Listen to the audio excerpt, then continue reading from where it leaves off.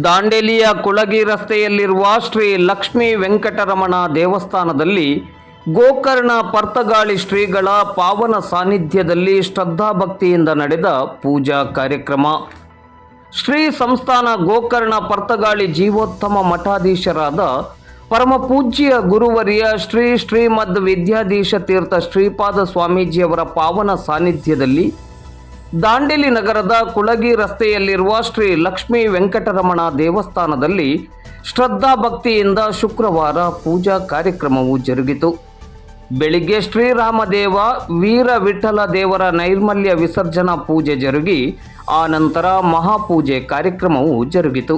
ಪೂಜಾ ಕಾರ್ಯಕ್ರಮದ ಸಂದರ್ಭದಲ್ಲಿ ಸಾಮೂಹಿಕ ಭಜನಾ ಕಾರ್ಯಕ್ರಮವು ನಡೆಯಿತು.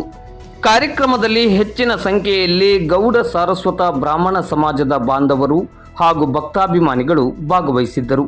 ಕಾರ್ಯಕ್ರಮದ ಯಶಸ್ಸಿಗೆ ಶ್ರೀ ಲಕ್ಷ್ಮೀ ವೆಂಕಟರಮಣ ದೇವಸ್ಥಾನದ ಆಡಳಿತ ಸಮಿತಿಯ ಪದಾಧಿಕಾರಿಗಳು, ಸದಸ್ಯರು, ಗೌಡ ಸಾರಸ್ವತ ಬ್ರಾಹ್ಮಣ ಸಮಾಜದ ಪದಾಧಿಕಾರಿಗಳು ಹಾಗೂ ಸದಸ್ಯರು, ಸಮಾಜ ಬಾಂಧವರು ಶ್ರಮಿಸುತ್ತಿದ್ದಾರೆ.